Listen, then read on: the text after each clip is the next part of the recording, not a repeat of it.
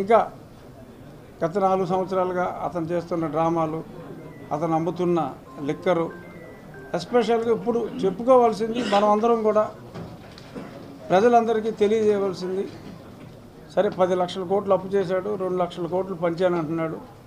నిజంగా పంచారో లేదో తెలియదు. ఒకవేళ నిజంగా 2 లక్షల కోట్లు పంచారు అనుకున్నా కూడా కొత్తగా తీసుకొచ్చిన ఈ ల్యాండ్ టైటిలింగ్ యాక్ట్ ఎవరికి కూడా వాళ్ళ ఆస్తి వాళ్ళ దగ్గర ఉంటుందన్న నమ్మకం లేదు.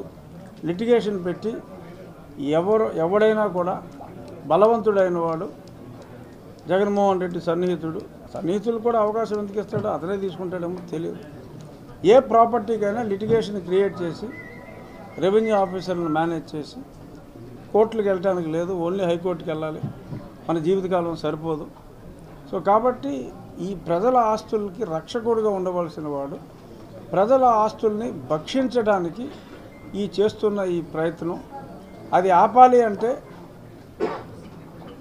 ప్రతి ఒక్కరూ కూడా ఆ ఓటు హక్కుని ఉపయోగించి ఓటు అనే ఆయుధంతోనే ఈ జగన్మోహన్ రెడ్డి అకృత్యాలకి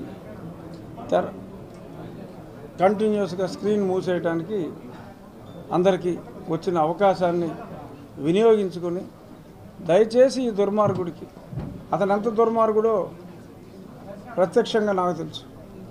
నన్ను రాజద్రోహం కేసు పెట్టి తీసుకెళ్ళి ముందు అతనే కొట్టాలనుకున్నాను. నన్ను నా కళ్ళ గంతలు కట్టి ఇంటికి తీసుకొచ్చేస్తే నేనే కొట్టేస్తానని చెప్తే ఆ పోలీస్ అధికారి ఎందుకు సార్ నేను కొట్టి మీకు చూపిస్తాను కదా అని చెప్పి అదంతా వీడియోలో కూడా చూపెట్టడం జరిగింది. తర్వాత నాకు పోలీసు వారి ద్వారానే నాకు అందిన సమాచారం ఫినిష్ హిమ్ ఆఫ్ అని చెప్పాడు చివరిలో.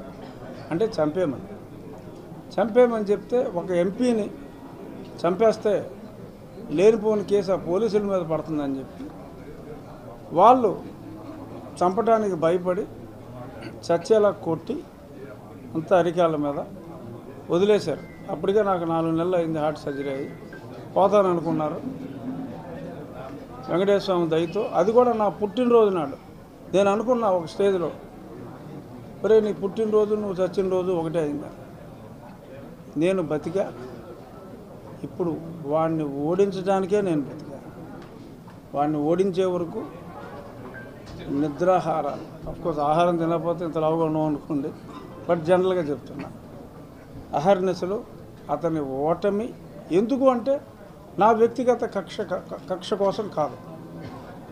ఒక ఎంపీనే ఇంత దారుణంగా ఎలిమినేట్ చేయి చంపేయి అన్నాడంటే ఇటువంటి దుర్మార్గుడు ఈ రాష్ట్ర ముఖ్యమంత్రిగా ఉంటే రాష్ట్ర ప్రజలకి ఎంత అరిష్టం జరుగుతుంది అనేదాన్ని 10 మందికి చెప్పి ఒక దుర్మార్గుణ్ణి పదవీచ్యుతుణ్ణి చేసి మరి ఒక ఉచ్చులో పడి తప్పు చేసిన ప్రజలు మళ్ళీ ఈ అస్తవ్యస్తం అయిపోయిన ఈ రాష్ట్ర ఆర్థిక వ్యవస్థ కానీ, సామాజిక వ్యవస్థ కానీ, విద్యా వ్యవస్థ కానీ అన్ని రకాలుగా కూడా అధోగతి పాలైన ఈ వ్యవస్థని